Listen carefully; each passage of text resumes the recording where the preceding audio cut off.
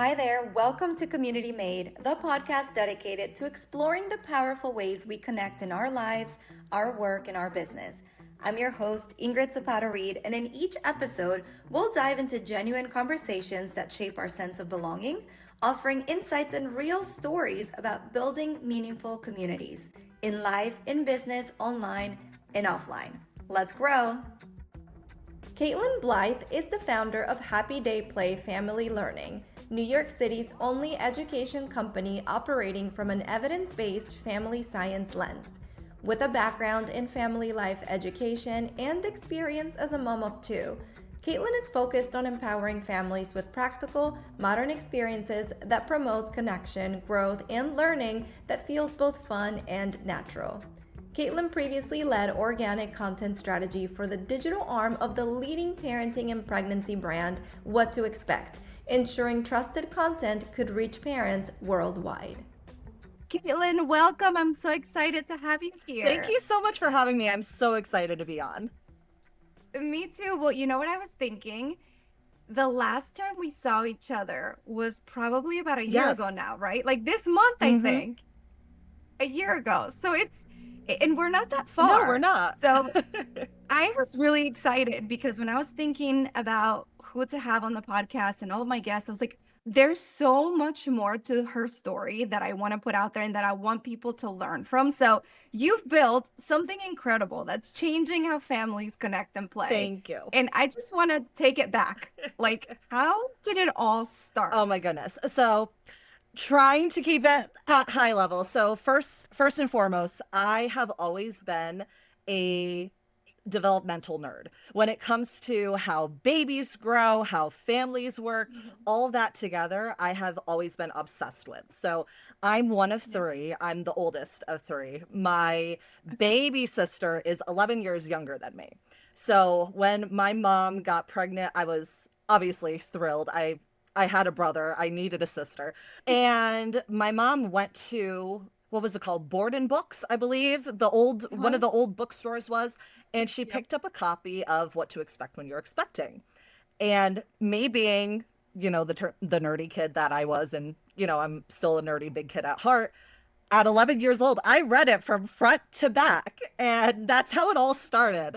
When you saw the book, did you have any information prior to that of what you were about to read? Or were you just like, my mom bought this book and I think this is something? So I knew the general things, so both of my parents had always been very transparent about, okay, well, here's how babies are birthed. So I had that knowledge, but not the week by week knowledge. And then she also had the other books about okay, here's what to expect in the first year and so on and so forth. But here I am, 11 years old, actually reading them. And I was very invested, and it's probably because of the age difference, 11 years. I was very invested in making sure that, she was developing properly and all that. And so that's where it really all began.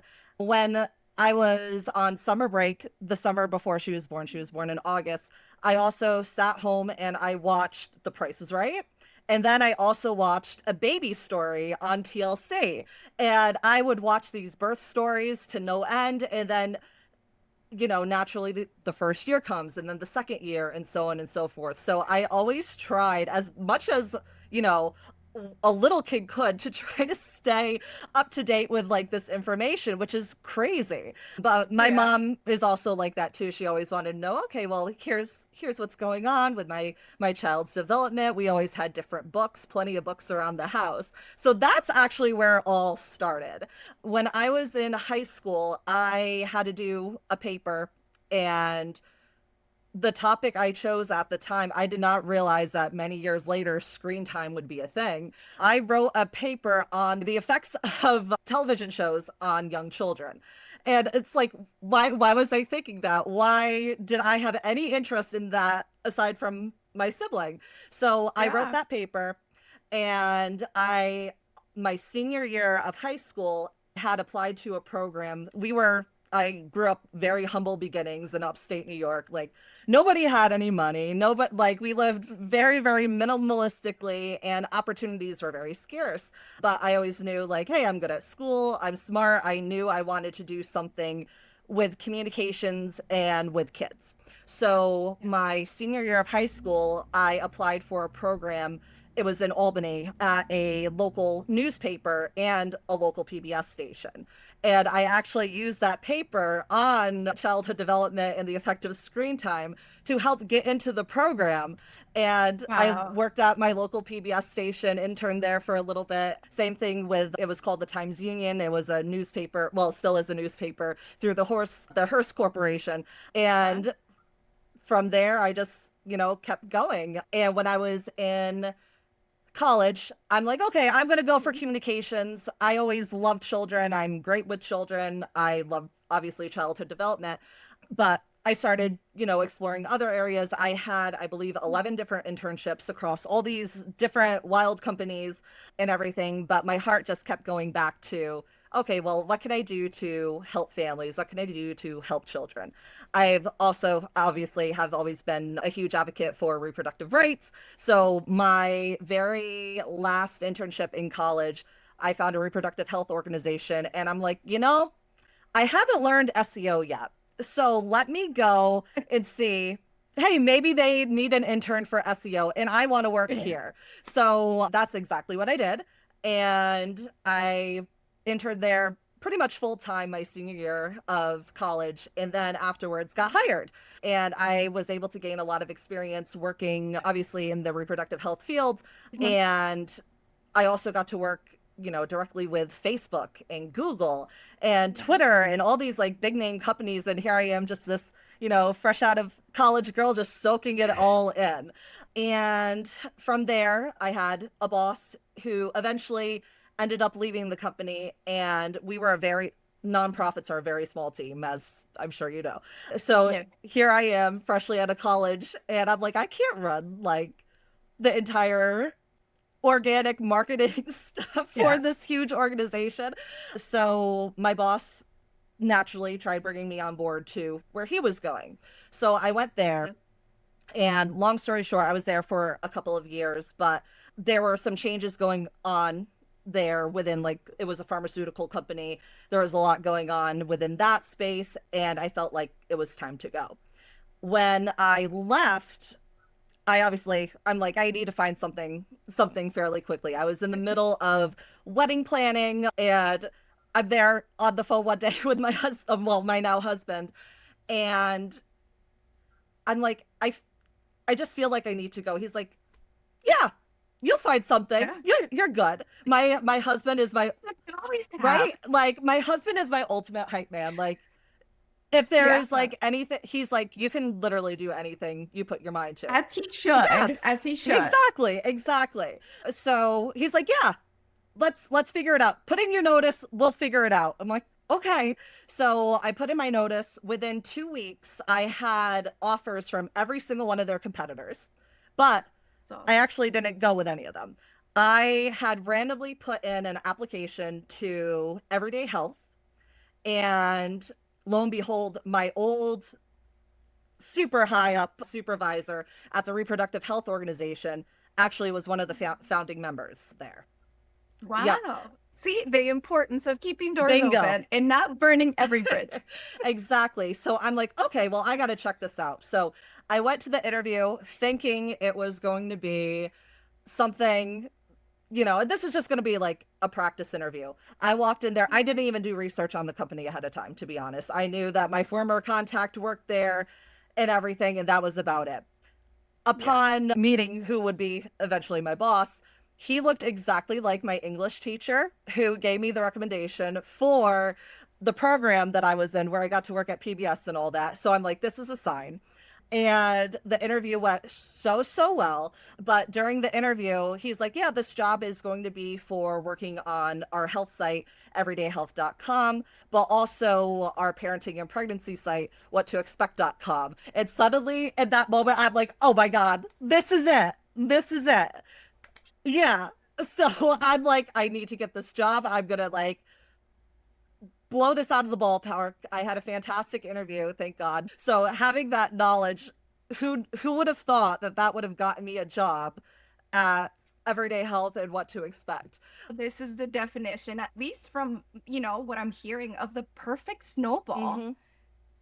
And also the effects of what our children are exposed to at an early age and how that carries through life. 100%. And in your case, a full circle. For sure. This is amazing. You know, typically, and I think most people can agree with this, but when you ask someone, what's your story? How did it all start? They don't necessarily always have the best full circle. Some people are just, even me, like I'm guilty of it too. Sometimes I'm like, oh, no, I just like what I do. And it's like, no, you have the whole perfect story. And it's so cool to be able to step into that, because I don't think a lot of people realize how long it takes to get to where you are. For sure. Right? When we talk about even being founders and entrepreneurs, sometimes you look at someone online, because that's just everybody's online right now. You look at someone's Instagram or website or LinkedIn profile and you're like, oh, they must just have it all. And it's like, no, they worked, like a lot of these people work really hard to get to where they are now. And sometimes you see these people and you're like, oh, this is like overnight success. I can do it too. And it's like, sure, I'm going to be like your husband. Yes, you can do it, but it's going to take time. Exactly. And so this is why I love hearing your story in that, you know, in the way that you explained it, because it takes time. It takes time. And I'm a firm believer in the butterfly effect too. Like, this happened for this reason because of this. And to see it all play out, there are so many other things that I'm like, oh my God, like this happened because of this. And I would not be here because of this. And it's wild to put it all together. And it's something that I'm also very grateful for. And I'm also very grateful for having good intuition too, because I've always have followed that. And like, I'm very much a type A personality. I like things planned and all that. But when I left my job, that was totally like not me, but I had a gut feeling. I'm like, I need to leave right now.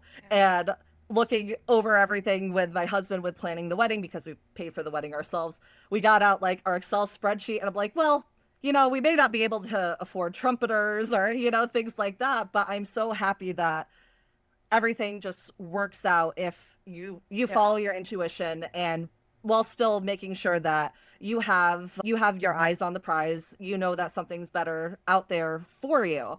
But even at What to Expect in Everyday Health, I was there for nearly a decade. And I bounced around a few different brands, but I spent like a good portion of my time there at What to Expect, including when I got pregnant with my first daughter, Madison, who is 7.5. The half is very important when you're 7, but super, super important. But being able to be there and also work on very cool products that they were working on. So for instance, we completely redid the due date calculator when I was there, and it ended up winning a Webby Award for it. But a lot of like the user insights and all that, even though I was working on SEO and content optimization very closely with our editorial team, making sure that we had the best of the best content in there, I was also heavily involved in a lot of the user experience things too, from my experience as a pregnant woman.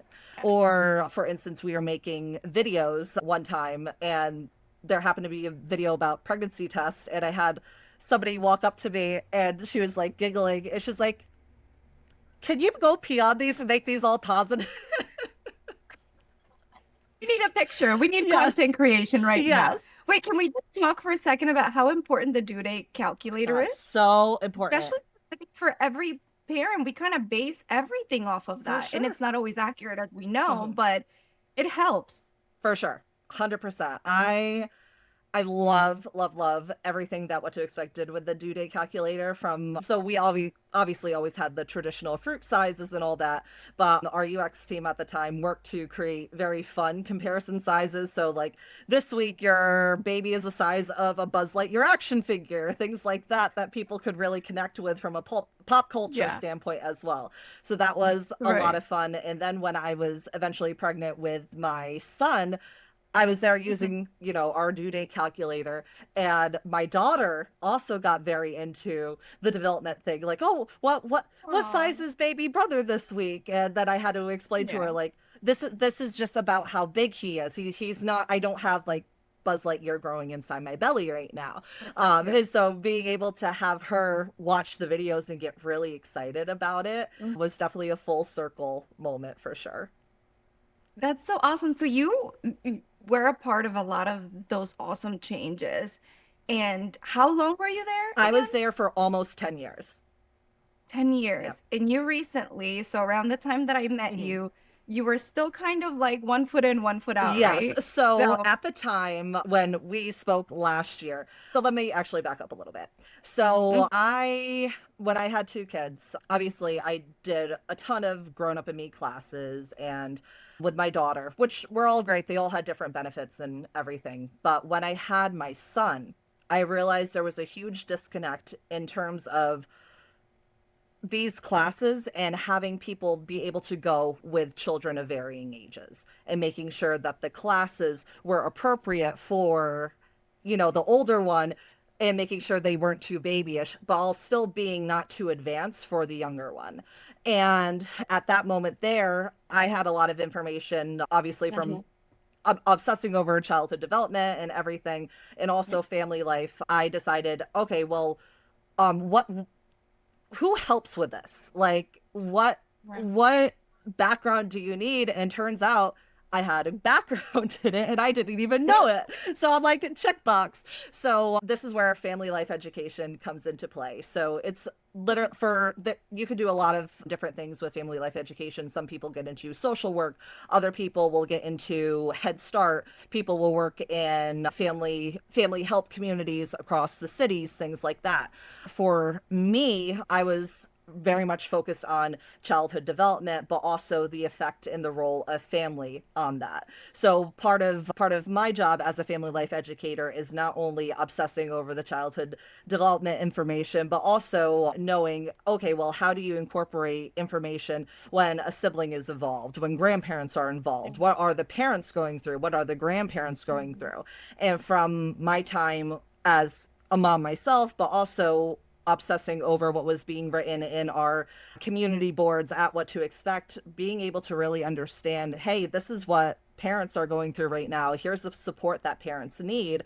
And a lot of the programs out there were lacking the grown-up aspect of it, in addition Mhm. to being able to really take into account children of multiple ages and their concurrent development. Right. So as a mom, I'm like, okay, well, how do how can I help with this? And as a professional, how do I help with this? So I decided, let me go see what it takes to be a family life educator. I thankfully had a lot of on the job experience working with childhood development and everything prior to working for What to Expect. I also did a lot of pre and early literacy work as well with kids. So all of that conglomeration definitely was able to be applied towards being able to become a family life educator. And I'm also Wow. part of the National Council on Family Relations as well. So I'm able to connect with various researchers, other professionals in the field to really be up to date with the latest and greatest information. So that was step one. And then step two, I'm like, okay, well, from my standpoint, what am I doing already as a mom who's Mhm. obsessed with this information? What am I doing in my day to day life that could potentially benefit somebody? So I decided I had this big grand idea for a multi pronged business, all that stuff. But I'm like, let me start small. I'm still working my full time job and I'm a mom of two and it's still post COVID. And I have a Mhm. house. Need to pay the bills. So I decided, let me start simple. Let me create a website and I'm going to write articles on it. I have an online publishing background. I have a background in childhood development. I have a background in family development. Let me try creating articles that would resonate with people. And I know obviously how to go in and make it appear in Google. Let me see where it takes me. I have Like work the magic with the Yes, SEO and all the stuff. exactly. Let me see where it takes me. So I created that and I'm like, well, I should dabble in social media too. I Yeah. until now was not a social media person. I would post my kids Christmas photo shoots and that was about it. So I'm like, okay, well I have to become a social media person. So Mhm. I downloaded Canva. I started messing around with designs and all that. And then I'm like, okay, yeah, I think I can do this. So on Labor Day weekend, I believe it was 2023. Yeah, Labor Day weekend. I'm sorry, wrong holiday. Memorial Day weekend, 2023. We went to Jersey City. I made a Memorial Day post about things that we were doing there. And then a few days later, we went and saw the premiere of The Little Mermaid, the live action, over at Alamo Drafthouse Cinema, which had just opened on Staten Island. And one of my now friends, Mr. Patrick, he's a local children's musician, basically like a celebrity on Staten Island. He was doing a show there with Disney songs and all that. And so my kids obviously had a blast. My daughter loves music. My son loved dancing. So I decided, you know what? Let me take a video of this and let me post it on my new social media page, Happy Day Play Family Learning. So I created this video. He loved it, but perhaps even more significantly, the theater loved it. So the PR person from the theater saw it. And then turns out that the CEO of the company had also saw the video. So their PR person outreached to me and they're like, hey, let's work together. And so literally within basically the first week of posting, I was able to secure a partnership. And I'm like, okay, there's something here. So let's keep going. Yeah. And from there, it just kind of snowballed. And when I started posting more local content, like, hey, here we are, we did this sing-along, we did the movies, here's the developmental benefits of this for your family. It really showed that for the modern family, somebody that has multiple children, who's working full-time, their spouse is working full-time, they have a bajillion other things, these natural day-to-day outings or activities at home with your kids that you can do actually do have developmental benefits. So you don't have to feel guilty about going out and doing this instead of, you know, sitting at home doing flashcards with your kids, which is, it's a silly thing to do anyways, but that's another topic entirely. So it caught wind. I gained a bunch of traction, and from the local community, I got, well, are you going to do like classes? Are you going to do events? Are you going to do classes? Are you going to do next? Yeah. And I'm like, okay, I guess I'm going to do classes and events. And that was like long term. I'm like, oh yeah, maybe I can do that. But I'm like, let me strike it while it's hot. And ironically, at the same time, a local community center that's been around for nearly 100 years basically found each other.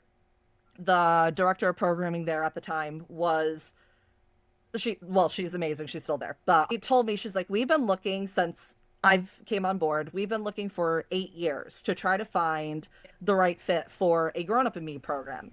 And I'm like, okay, wonderful. Yeah, let's have a conversation. And so I will. Right here.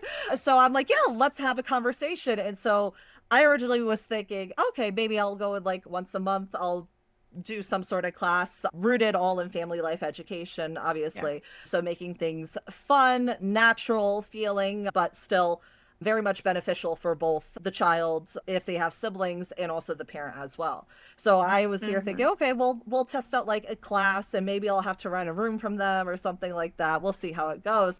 And then turns out after that conversation, we're going to do a full-blown program with all these different classes. You're going to have a full-blown partnership and everything. And I'm a firm believer in following your gut instinct. And after that conversation, I'm like, this is where I need to be right now, for sure. That's Thank awesome. you. Thank you. It's also like the power of how you landed all of this is you started with, you know, where you felt your strongest or your strengths were. And you started step by step by doing the blog and kind of like testing the water, sharing your knowledge. Like I always tell people, even like anyone that I talk to, clients, friends, I'm like, if you're trying to start something, you have to start by sharing what you know first. Definitely. Because that's the best way that you can attract the right people and you can start to gain traction. So then you took the second step, which was, you know, let's go on social media and try to show off in a different way. So I feel like in a way, you were sort of doing market research on the go. Kind of, yeah. And so, out of, you know, like it came out of nowhere, but not necessarily because you were building up to it, where you took a step back and said, wow, everything that I've been doing, people are noticing. And I just proved the need, which is the hardest thing to do for a lot of entrepreneurs. Goodness. How can I prove that people need this? And you did that simply, and I say this, like simply by putting yourself out there, sharing your story and sharing your knowledge. Thank you. That's huge. Thank you. Thank you. And I think for a lot of entrepreneurs, including myself, and even just as a person in general, like everybody thinks I'm lying when I say this, but I'm a very introverted person. I like staying at home in my pajamas. I'm not a big socialization person, but when you know what you know and you're confident in your knowledge, you can do anything with that. And so I'm a firm believer in, if you know something and you know it well and you know that you're good at what you do, of course feel good to share that with the world. So I know a lot of people have a lot of self-doubt when it comes to like, oh, am I good enough to do this?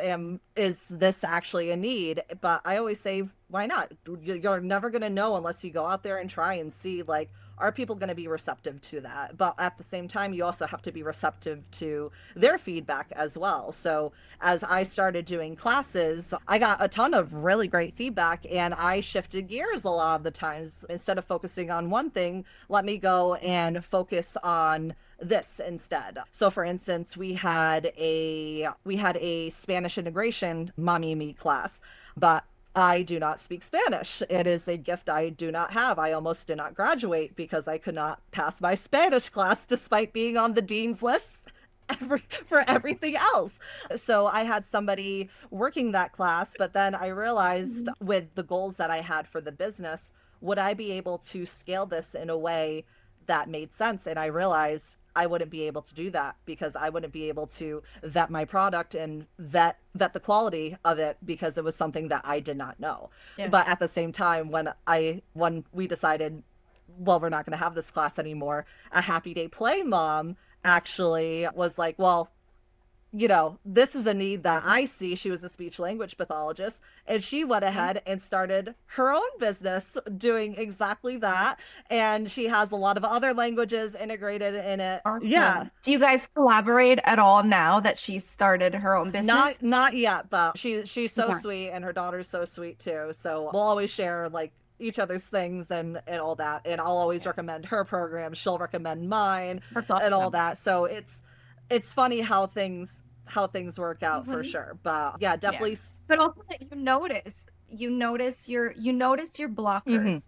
So and that's very important too. But I would say if there's one lesson from your journey that you can share today, and I know you just shared really good ones, but I want to like dig a little deeper for founders, that they can apply to their own dreams today or goals. What would you say that's that one lesson? Yes. So I think I actually rambled on about this at the event last year, but the worst thing anybody can tell you is no.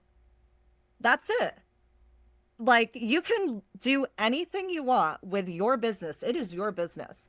The only thing that can stop it are roadblockers, but even if somebody says no, it doesn't mean you can't try again. Yeah. And I always operate under the mentality, because I spend a lot of time with toddlers, I operate under the mentality of toddlers. Just because someone says no once doesn't mean you can't try and try again.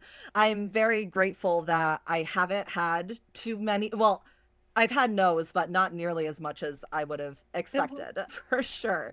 Yeah. But in terms of collaborating with people, so many people are so willing to work with you, trying to figure out how you can best serve their audience and vice versa. So I always try to friendships open and really figure out, okay, well, how can I benefit their audience? And also keep in mind too that not every opportunity is a good fit. I feel that for a lot of entrepreneurs, any opportunity that comes, we automatically want to jump up and say, yes, I'm going to do it. But taking a step back and seeing, okay, does this fit my brand? Does this fit my vision? Does this fit my goals? And how ultimately does it benefit me, but also the community that I'm serving? And not every opportunity makes sense. So keeping in mind your bandwidth as an entrepreneur, and keeping in mind your goals, because we all work so hard. We never really get a break and all that. So do you really want to be spending time on opportunities that may not align perfectly with what you set out to do, is something that I always try keeping in mind whenever I'm working on my next partnership or collaboration and everything. I love that because I think there's a lot that we can learn from our children, especially toddlers. And so I hope that everybody listens to that and takes that to heart and, put it into action, because it's true. The worst that you can get is a no. And the way that I see no's is as redirections. Okay, that didn't work out. What will? But when you think about, so you work with parents, caregivers, grandparents, sometimes family members, and children. Have any ideas that you've implemented in your business come from even someone as young as a toddler, or that you're like, what, I like what they're saying, or something they did and I want to implement that in another class? Has anything cool come out of all of these classes? So I get so many ideas from my families, for sure, but even like sometimes the way I'll talk about things. So for instance, when describing colors, so we'll have like a big giant parachute, but one time a parent said, "Oh, it's red like Elmo."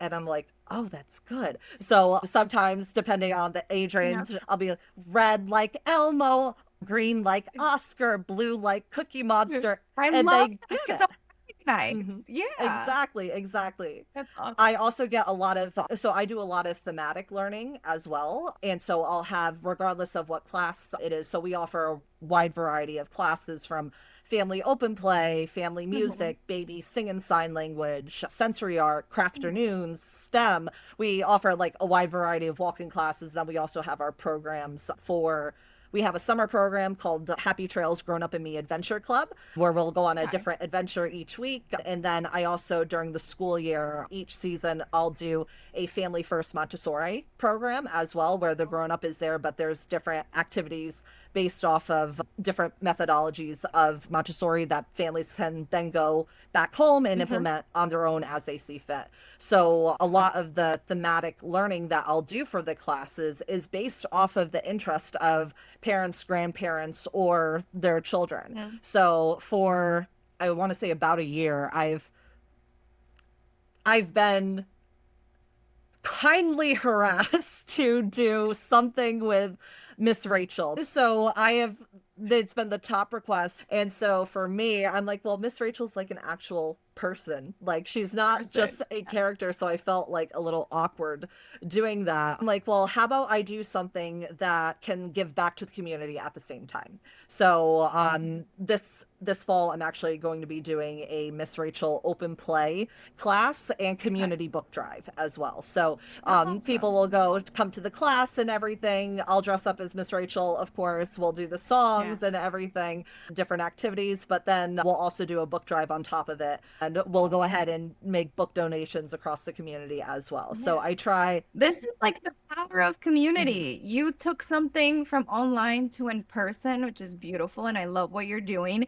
Can you remind me of the locations? Like, where do you actually host the classes? Yes. So right now on Staten Island, we are at 2 community centers. The JCC of Staten Island, there are 2 locations, Burnacow JCC at 1466 Manor Road, and that's Mid-Island. And then we also do classes at the South Shore location as well. So the Avis South Shore JCC at 1297 Arthur Kill Road. And then we'll also do pop-up locations as well throughout the city. So we'll get various businesses or different groups wanting to do play dates, but necessarily can't make it to Staten Island. So I'll bring the fun directly to them. That's awesome. I was going to say, do you have any plans like for the future of Happy Day Play? How do you plan to expand? Yes. I'm sure you've thought about it. Oh my goodness. Yes. So I actually, about a month ago, started speaking with a lawyer and all that, really trying to get the ground running on either franchising or licensing the model. So, oh my God, I feel so ill-equipped when you look at the grid thing. It's so exciting to be able to take that joy and everything that you've learned and done here to other places. I mean, even I'm not far from you, and I'm like, how do we get this here for my toddler? Definitely. So when I originally started Happy Day Play, my goal, especially knowing how to do mass marketing, I wanted to make sure that family life education was able to be reachable regardless of where you were. Yeah. So that's why I started out online doing articles and everything. And a lot of my following was actually across the country. So I even have a decent following from people in Australia who are very much into Montessori and things like that. We have our Montessori program, but I'll get a lot of followers from different places being like, I wish something like this was where I lived. So I always kept that in mind as I was planning my classes. So my first year of business, I had a staff that really worked the day to day as I was running the behind the scenes stuff and working full time remotely. And then I realized I never answered your question before. So in November of 2024, my company had a voluntary buyout. And yeah, I remember that. I celebrated. Yes, you did. And so I was like, this is my time. I got to leave. I got paid severance and all that. And so I transitioned into actually doing the classes full time and all that. And it was the best decision for me, for my business. I saw exponential growth in my business because I was there like doing the nitty gritty and all that. And so I had 1 year experience of, okay, well, here's how it's operating with the staff. And then now I'm coming up of 1 year of me basically being in the classroom, nitty gritty, and figuring out, okay, where are the strengths? Where are the weaknesses? What can I nicely package up together and be able to bring to a community center in Boston, for instance? What classes can I easily offer them? What do those class plans look like? What are the credentials of the teachers? What sort of training do they need? And so having the 1 year of the staff and then 1 year of me primarily running the show, I do have some staff members as well, but being able to look at it from both those perspectives has been critical in confidently being able to say, oh yeah, I can definitely package this up. It's just figuring out the legality of it, the nitty gritties, which is something like I said, it's a lot, but I'm learning as I'm going, and it's something that's going to take a long time too, but you have to start somewhere. But it's so exciting, and you've gotten the conversation started. You're learning, you're figuring it out. And it reminds me of when you were 11 and you picked up that book and you started reading. So I'm so excited for you, and I can't wait to also celebrate that when it gets to that step, because there's a lot of kids and families who are waiting to have their happy day play wherever they live. So wait, I have one more question that I want to ask you. If there is a message that you could share with parents listening, caregivers, grandparents, just about anything that you've learned or anything that you feel they need to hear, what would it be? That you are the expert of your child. No matter who is telling you otherwise, you know your child best. So you can listen to all the developmental podcasts you want. You can listen to me all you want. You can listen to whoever all you want. But at the end of the day, you are your child's biggest advocate, and you know them best, and you know how your family works and operates. So being able to take and pick and choose what works for your family is going to be key in their developmental success. And so that's the reason why I do what I do at Happy Day Play, is I want to make sure that families do know that. When I was doing Grown Up in Me classes with my own kids, all the classes were done through the model of, hey, these teachers know more than the parents, and sharing their information and spewing out information as if it was relevant to everybody. And for me, especially having the background that I do, the classes were lovely, but I always thought, I'm like, they're just assuming you don't know that.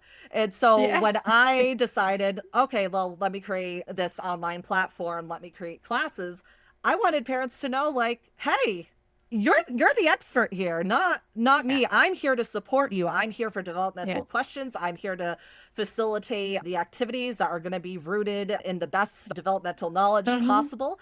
But ultimately, at the end of the day, it's up to you to determine what you want to do for your child. And I'm here to support you. I'm here to connect you with resources if you feel there's an issue with their development. I'm here to answer any questions for you. I'm here to help you, give you ideas. I'm here to be your hype woman if you need to as well. So That's my main message. I love that. Thank you. It's perfect, and I agree, and I approve this message. I love that.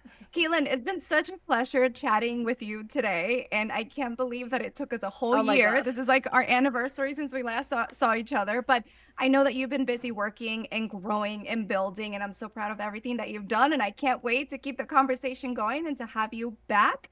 But thank you for coming today. Oh, thank you so much. I appreciate you and everything that you do, especially trying to empower people with the power of community, because community is huge. If you don't have community, you don't have anything. We need each other to grow, and we grow stronger together, and we go faster together. Exactly. So, all right. Well, thank you, Kaitlynn. That's a wrap on today's episode of Community Made. Thanks for tuning in, and don't forget to hit subscribe so you're always up to date on all the new conversations. You can find more about Community Made and sign up for a newsletter at communitymade.substack.com.